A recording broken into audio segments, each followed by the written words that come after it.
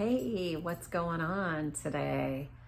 I hope you're having a great day. I have been doing an open house, and then I went to a lovely housewarming party for someone that I helped them to buy a house. So that was cool. And it's just, I love these relationships I have with people.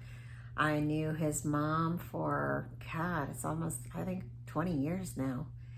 And it's just cool to help someone's son, that you've known them for 20 years, and to help him buy a house. It was really cool. So to go to that party and just experience all that love there was really wonderful. And it was much needed for me because, sometimes I wonder, if sometimes I really wonder if there's any nice people out there, because I experience a lot of negativity sometimes. But anyway, so it was a great day, just getting filled up with a lot of love, and that was wonderful. So anyway, today I'm going to continue reading on page 134, and I'm only 10 pages until I'm finished. Can you believe it? Oh my God. So anyway, I am down on the second paragraph on page 134. Living in a townhome with 3 other girls has its challenges. Sharon grieves for her mother who died a couple of years ago, drowning her sorrow in gin and losing her reality in magic mushrooms most nights. Sharon tugs at my heart every morning. With backpack, rain gear, and a golf umbrella in hand, I run from my bedroom to wait for Scott to pick me up, to walk to class together. I spy Sharon buried in an Afghan, passed out on the couch in her clothes from the night before, like she is every morning. Scott stands at the open door, and we both look at her mass of sandy blonde hair and hear the low snores of deep sleep. We glance at each other with a daily familiar feeling of sadness. I say loudly, "Hey, Sharon, it's time to go to class." She opens her eyes and rolls over. I yell, "Don't miss class today." We then walk into the gray, drizzly day and slam the door behind us, hoping it will awaken her from more than just her sleep. Another roommate, Carrie, is short and carries her weight in her chest. She sports jeans, tennis shoes, and a sweatshirt every day. Her blonde hair hangs to just above her shoulders. Her boyfriend, Steve, resides with us most of the time. He is the other male that has found his second home with us. They have sex several times per day, and we all hear the pounding on the ceiling. The joke is that we hear the thumping, and within a minute they are done. The other 2 girls count the number of thumps on the ceiling and predict when it will end. Then there is the other roommate, Sheila, a fiery redhead. She has a 4.0 GPA, has sex with any male that is remotely interested, smokes weed and drinks beer incessantly. My roommates are each uniquely my friends, but 2 of them seem more lost than myself. That gives me confidence in the choices I am making. After 2 years of dating and a romantic summer together in Hawaii, Scott looks towards graduation and starting a career. I am too lost to want to finish school. I am a senior, but I just cannot focus and finish. My heart is still not sure that a guy this good could love me. What does he see in me? It is not like I am a great catch. I have no focus or understanding of who I am or even where I am going, only that it is with him, the love of my life. It's hard to be focused,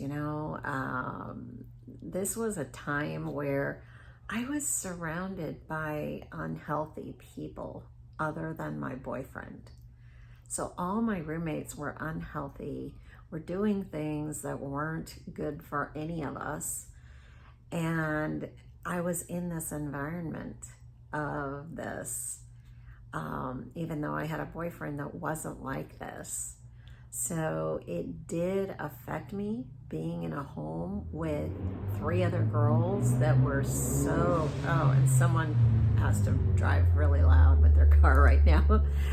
But it did affect me a lot to be in a home where 3 people, well, really 2 of them that were really, really addicted to different things and just living very unhealthy lives.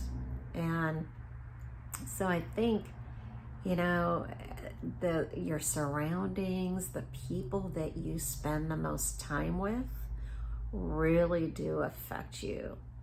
And that's something I am really starting to focus on more and more and more. I have been over the years, but I'm really realizing that you really truly are, you know, deeply, deeply affected by the people you spend the most time with.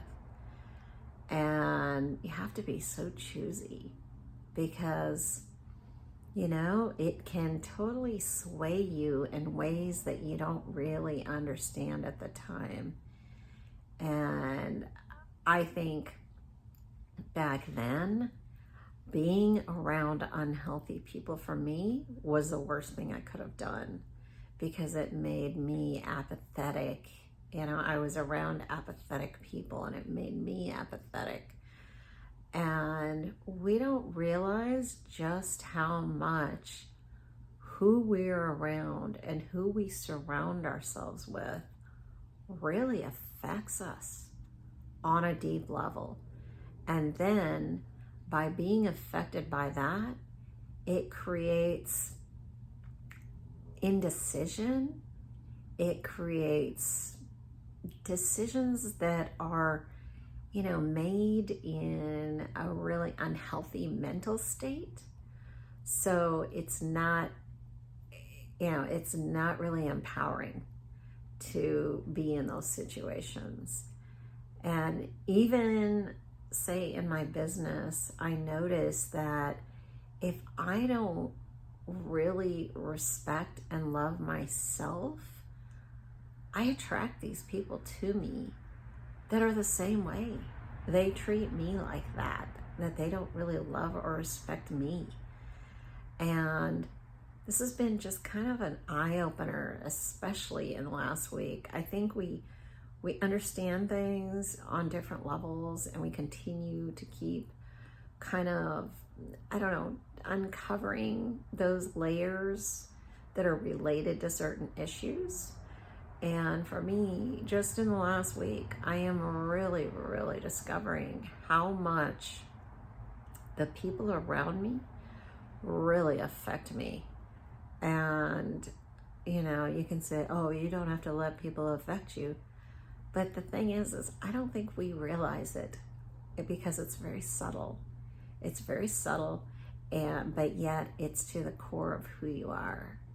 And so, you know, that's why I was so grateful today, because I really needed to be somewhere where I felt that love and that total non-judgment and that respect and that, you know, kindness.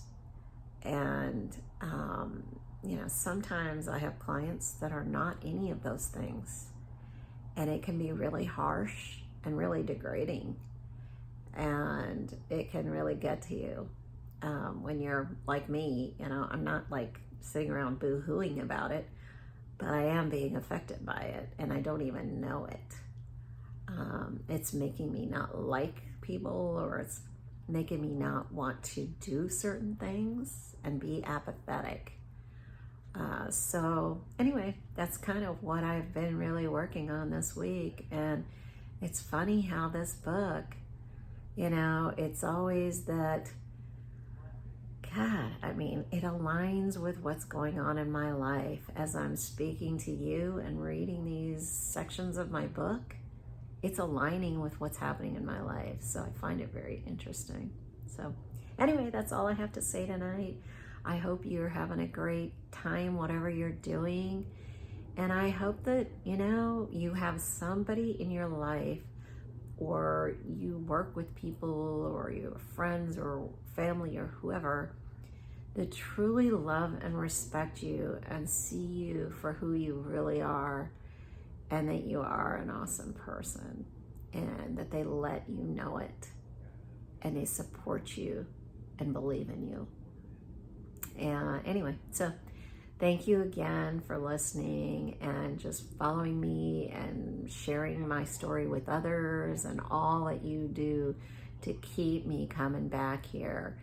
I wouldn't have been able to get this far without you. I really, really appreciate you. Thank you.